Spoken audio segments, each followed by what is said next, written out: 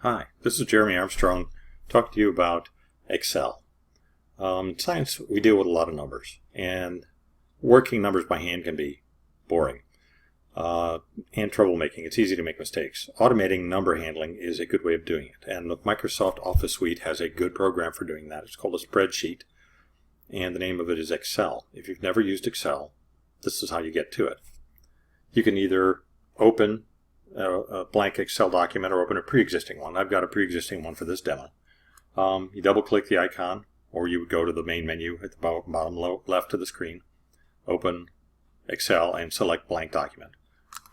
Or you can just click on that, and it'll open what looks like a blank document. Now, I left the first page blank, and there are 3 pages here. They call them sheets. Spreadsheets are arranged in rows, which are horizontally oriented, and then columns, which are vertically oriented. When you insert numbers into these, they appear just like you would expect any number. But Excel is quite adept at handling these things. In our class, we're probably going to deal with some population numbers. The easiest way to deal with population is to use Excel, because it's a lot of boring census data, year after year after year, just numbers.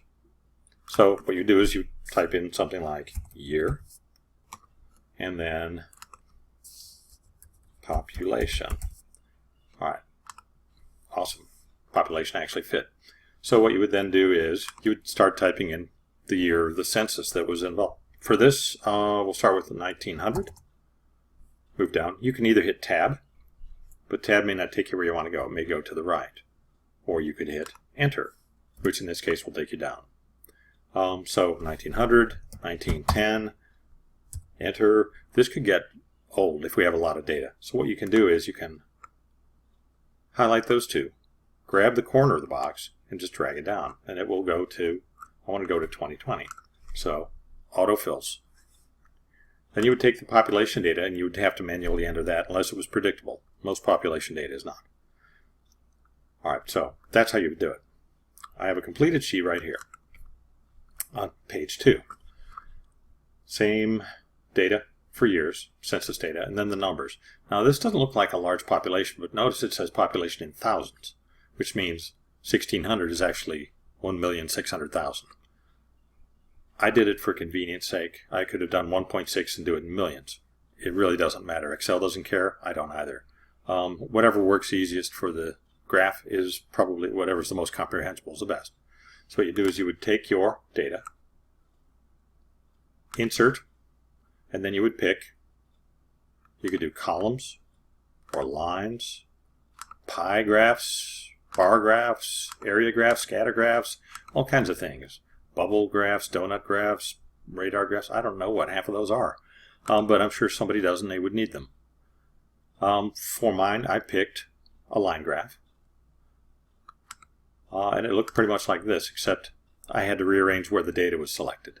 So for this, I had to change some things.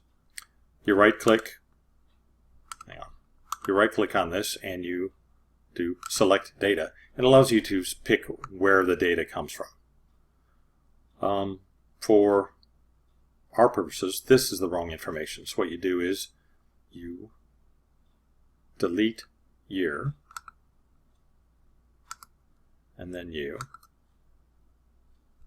pick the year data here, and it looks like that.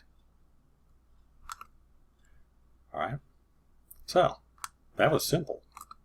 And you can drag the corners to make it larger if you want. Now you have population in thousands, and you have the year the census was taken, and you have the population numerical value here, broken down every 1,000. Obviously from 1990 to 2000 something happened. If this were real data, we could say something like there was a huge surge in people moving into the Atlanta area, or maybe there were a lot of births due to something that happened in 1980, in the 80s or the late 90s. We don't know. You can add values on this if you want to see those or not. But once you have that done, it automatically changes as you change the data. If I were to change this to 1952, then this would update. Obviously, it wasn't much of a change, but it does. It updates. All right. If you have any questions, you can ask me in class. If you have other questions, you can hit the question mark here and get help.